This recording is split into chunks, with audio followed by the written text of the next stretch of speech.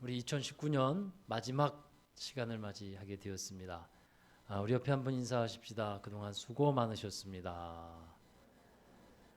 네, 그리고 감사했습니다. 참 감사했습니다. 저도 교회 담임 목사로서 또 여러분에게 늘 감사드립니다. 감사한 마음을 이렇게 늘 갖고 있는데 우리 서로가 그런 감사함 속에서 또 한 해를 이렇게 보냈으면 좋겠습니다. 자, 여러분, 한 해가 지나가고 있고 새해가 다가오고 있는데 한 해 동안 애쓰셨는데 언제나 우리가 이 시간 되면 똑같이 느끼는 것은 뭐냐면 세월은 정말 빠르구나, 시간은 정말 덧없이 지나가는구나 라는 것을 느끼게 됩니다.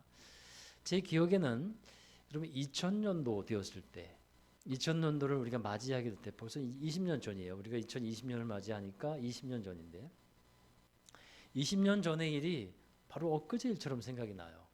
이게 밀레니엄 시대가 된다 그래서 뭐 종말이 이제 누구의 예언이었다 그랬고 또 이제 뭐 아주 뭐 많은 그런 얘기들이 있었죠. 그래서 밀레니엄 세대, 또 밀레니엄 베이비 뭐 이런 말들이 그때 있었는데 그게 바로 엊그제 일인 것 같아요. 근데 20년이 훌쩍 지났어요.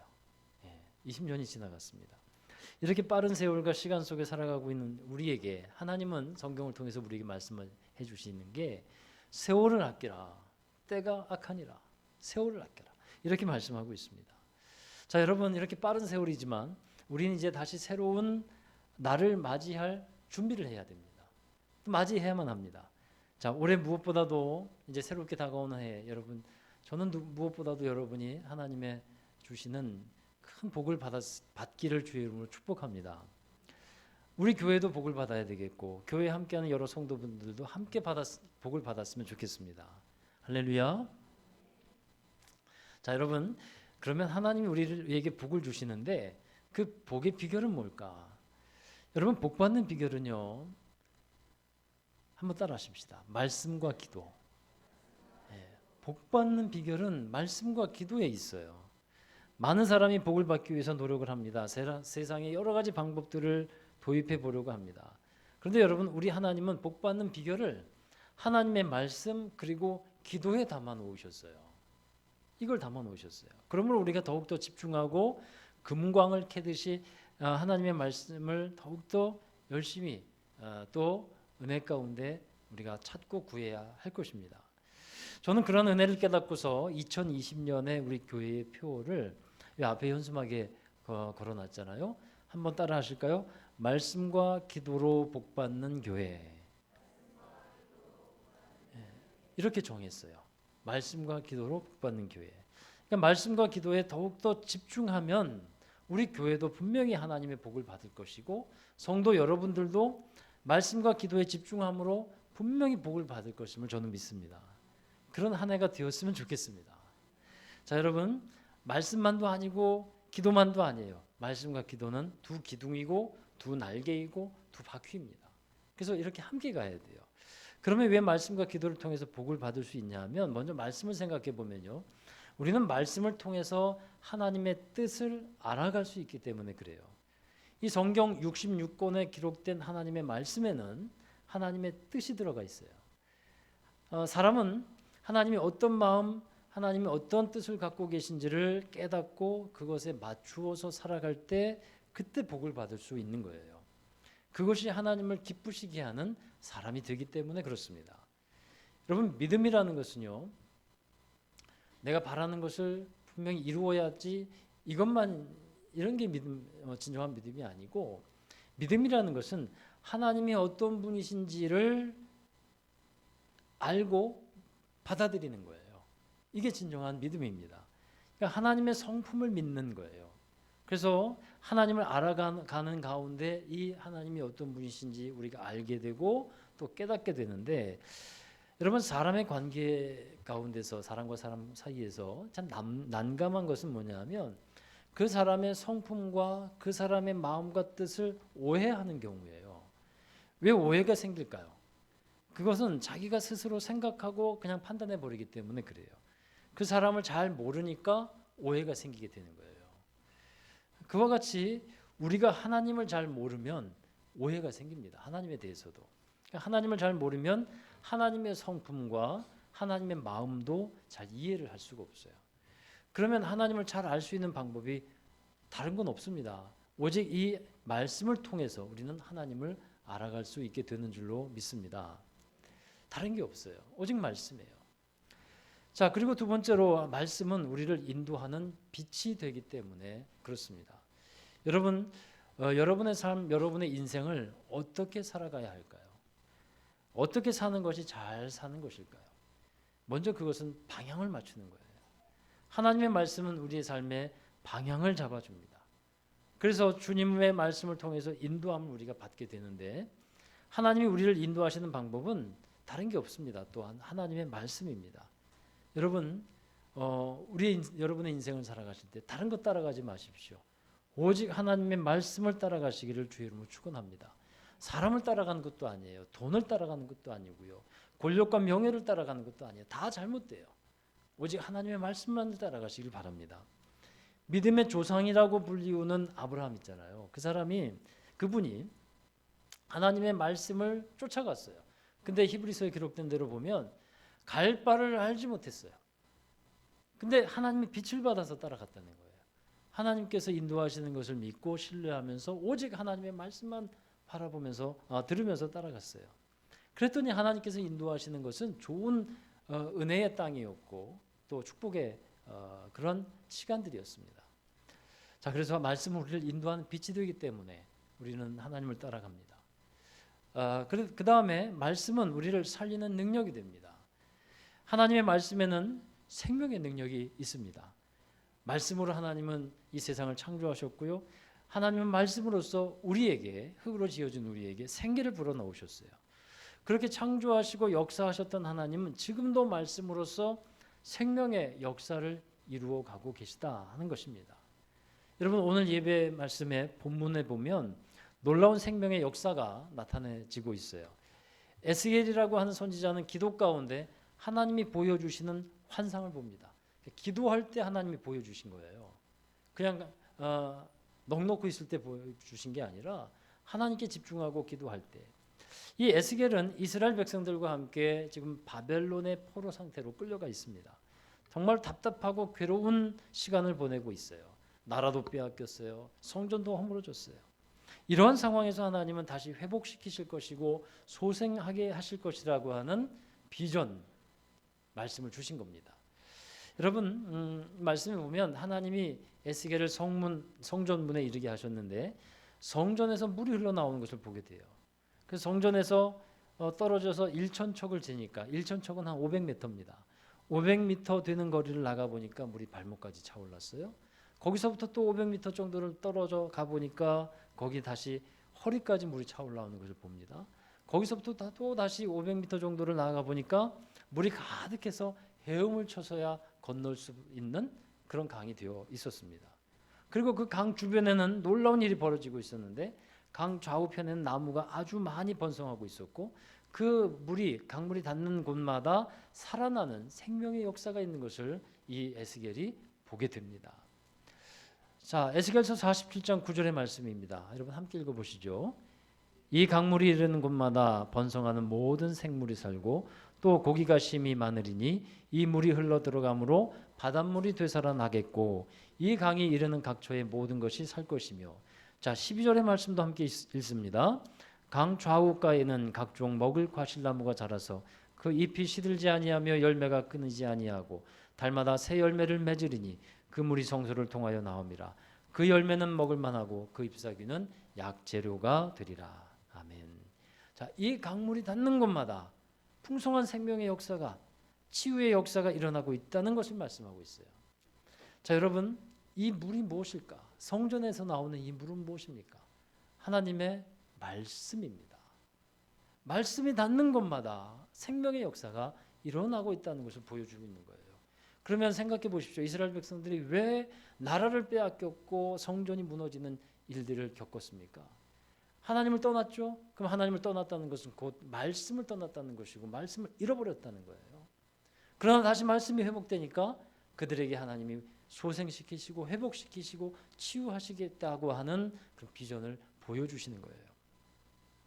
요한복음 4장에서 예수님은 사마리아 수가성 여인과 만나서 대화를 합니다. 그 가운데서 요한복음 4장 14절에 보면 내가 주는 물을 마시는 자는 영원히 목마르지 아니하리니 내가 주는 물은 그 속에서 영생하도록 솟아나는 샘물이 되리라. 예수님은 자신을 생수와 같이 비유하셨어요. 이 생수를 통해서 생명의 역사를 이루어 가시는데 이 생수도 곧 하나님의 이 말씀, 그 말씀을 뜻하고 있는 것입니다. 여러분, 사람에게 말씀이 들어가면요, 그 사람은 달라져요. 왜 내가 변화가 되지 않는가? 다른 거 없어요. 말씀이 들어가지 않아서 그래요. 말씀이 들어가지 않아서 내가 변화가 안 되는 거예요. 말씀이 겉에서만 놓여 있어서도 안 됩니다. 그 말씀이 딱딱한 우리의 자아라는 껍데기를 깨고서 우리의 심령으로 들어가야만 합니다. 그러할 때 그 말씀이 우리 안에서 생명의 역사를 이루어가게 되는 겁니다.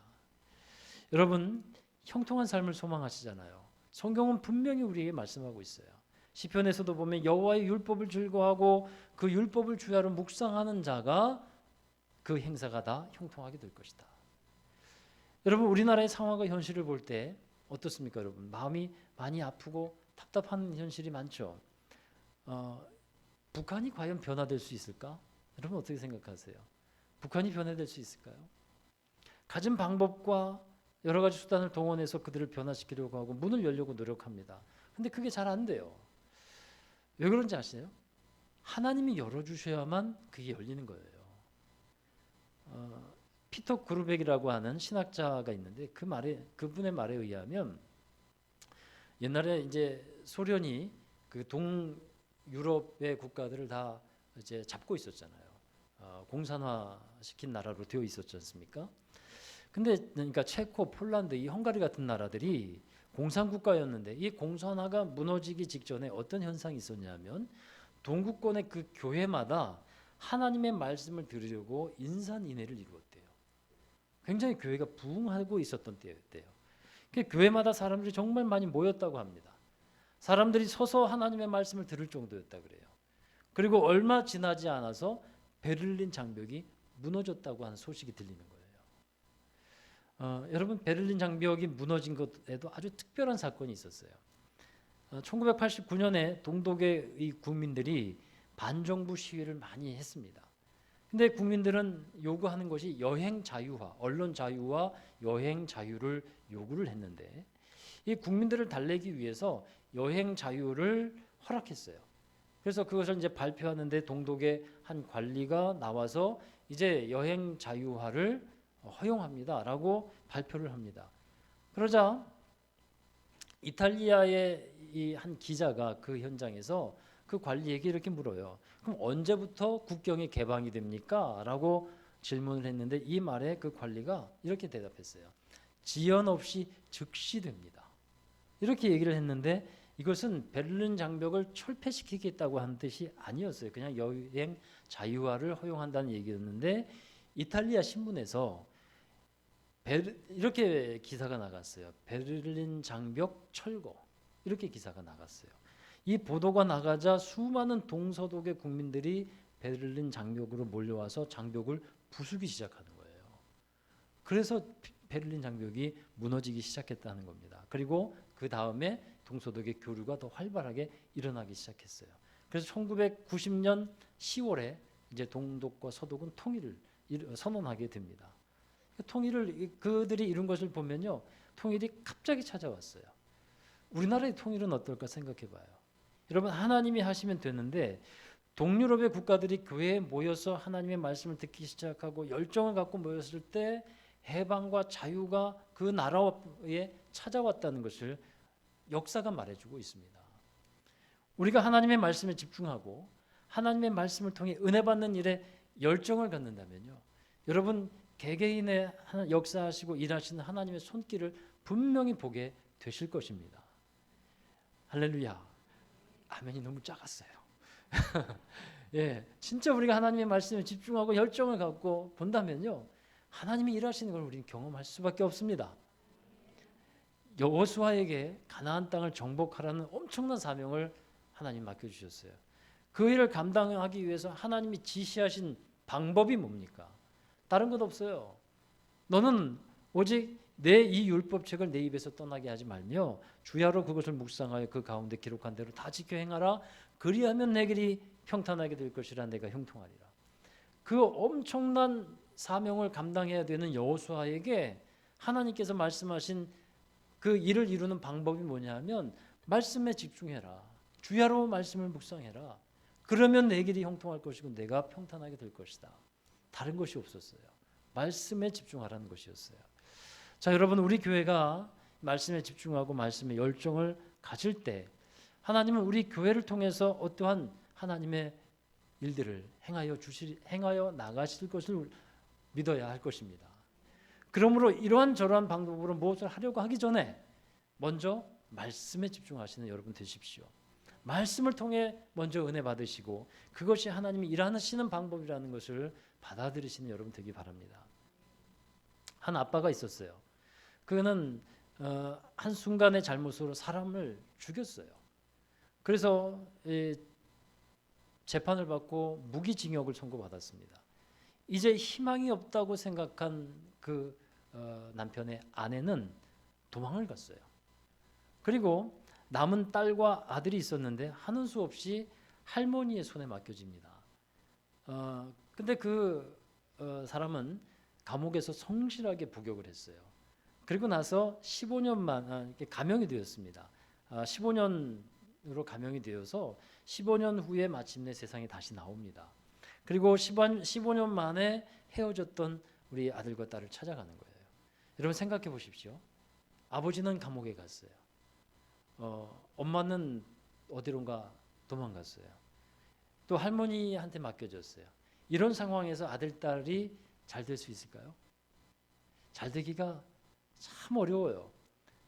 비행 청소년이 안 되면 정말 다행이에요. 그런데 이 아버지가 막상 아들, 딸을 만나고 보니까 이 두 자녀가 너무도 반듯하게 잘 자라있는 겁니다.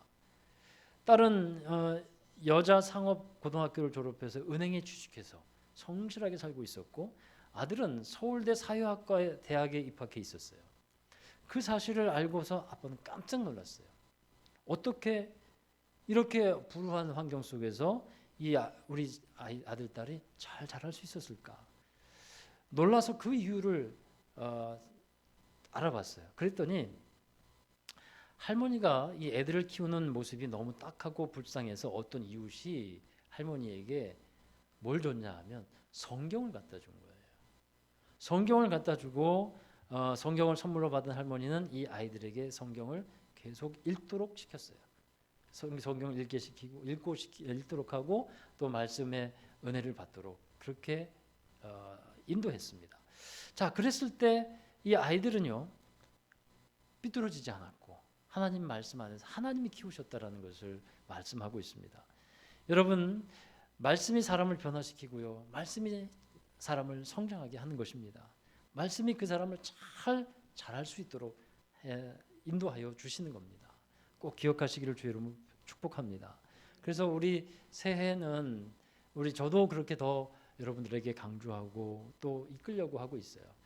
여러분 기도 제목을 이제 적으셨는데 또 적어서 먼저 기도 받으신 분도 있고 한데 여러분 마음에 올해는 정말 성경 최소한 1독은 해야겠다. 그렇게 한번 목표를 세우시기 바래요. 1독이 아니라 아니 나는 3독 할 거야. 아니야 3독이 뭐야, 누구는 10독 했다는데 난 10독 할 거야. 아멘이 안 되네요. 먼 얘기죠, 그죠? 너무 힘들죠. 아니에요, 할 수 있어요. 그러니까 여러분 하여튼 1독이든 3독이든 뭐 5독이든 간에 내가 하나님 말씀 안에서 살아가 보리라 하는 결단이 있고 그렇게 한번 살아가시기를 주의 이름으로 축복합니다. 자, 그리고 이제 그 말씀의 은혜를 가지고서 해야 할 일이 있어요. 그것은 기도입니다. 여러분 기도하지 않으면 그 은혜가 내 것이 되지를 않습니다. 기도해야 내 것이 돼요. 왜 그런지 아십니까? 여러분 기도하는 사람은요 교만하지 않을 수 있기 때문에 그래요. 야고보서 4장 6절에 보면 하나님은 교만한 자를 대적하시고 겸손한 자에게 은혜를 베푸신다고 했습니다. 겸손한 자에게 은혜를 주신다는 말씀 주목해 보십시오. 여러분 어떻게 사람이 겸손해질 수 있습니까? 내 뜻이 높아지면 그것은 겸손한 것이 아니잖아요. 근데 그것을 낮추고 엎드리는 것인데 기도 자체가 하나님 앞에서 낮추고 엎드리는 거예요. 늘상 기도하면서 살아가는 사람은 교만한 것을 죽일 수 있습니다. 늘 하나님의 뜻을 구하고 하나님 말씀 안에 거하려고 애쓰는 거예요. 또한 하나님의 능력을 경험하는 통로가 바로 기도이기 때문에 그렇습니다. 하나님의 능력을 받은 사람, 하나님의 성령의 능력이 있는 사람은요, 기도하는 사람이었어요. 사도행전 2장에 보면 성령 충만한 오순절의 사건이 일어나는데 이 예수님의 500명의 제자들은 약속하신 성령을 받기 위해서 기도에 힘썼습니다. 자, 우리 그리고 나서 사도행전 또 2장 42절에 보면요, 이런 말씀이 기록되어 있어요. 함께 읽어보시죠. 그들이 사도의 가르침을 받아 서로 교제하고 떡을 떼며 오로지 기도하기를 힘쓰니라.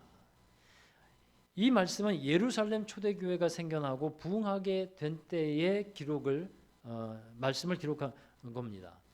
여러분, 이들은 사도의 가르침을 받았고 은혜 안에서 서로 교제했고 성찬을 나누었고 마지막으로 오로지 기도에 힘썼다. 오로지 기도에 힘썼다 기록하고 있어요. 기도하기를 힘쓰니까 성령이 역사하셨어요. 교회가 능력이 있어졌어요.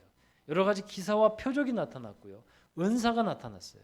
서로 사랑으로 섬기게 될 수 있었고 아름다운 교회를 이루어갈 수 있었습니다.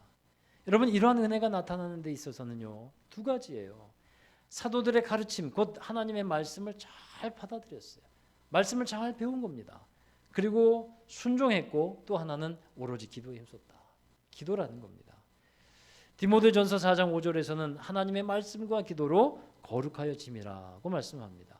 그러니까 여러분, 우리의 신앙이 말씀 위에 서야 하는 것처럼 우리의 기도도 말씀과 함께 가야 하는 것입니다. 어떤 사람이 기도를 하는데 응답받는 것 같지 못해서 기도를 해봐야 뭐하나, 기도를 계속해야 해야 하나 하는 고민을 하고 있었어요. 여러분, 기도는 응답이 있을 때 또 할 맛이 나잖아요.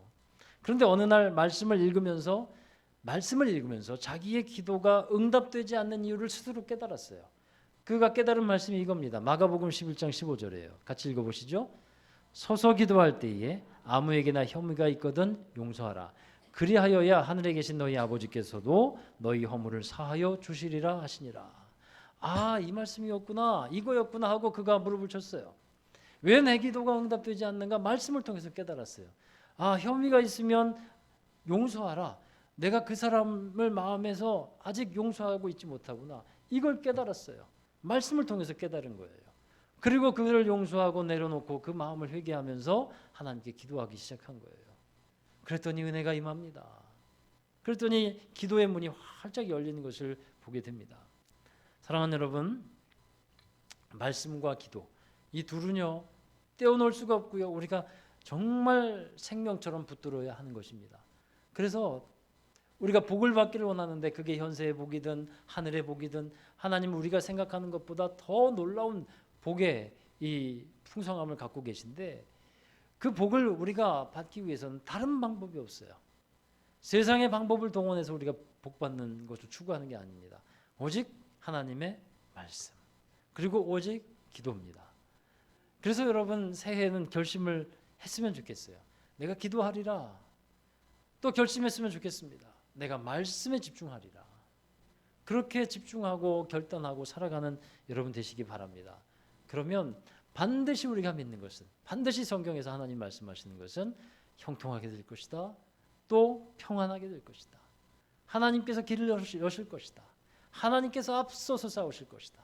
이것을 분명히 말씀하고 있습니다. 우리 교회가 이 표를 갖고 나아갑니다. 여러분에게도 이 표가 같은 표대가 되기를 원하고요. 우리 합심해서 정말 말씀과 기도에 집중함으로 하늘의 신령한 은혜, 땅의 풍성한 은혜들 함께 받고 누리는 귀한 한 해가 되기를 주의 이름으로 축복합니다. 아멘. 기도하겠습니다. 하나님, 감사합니다.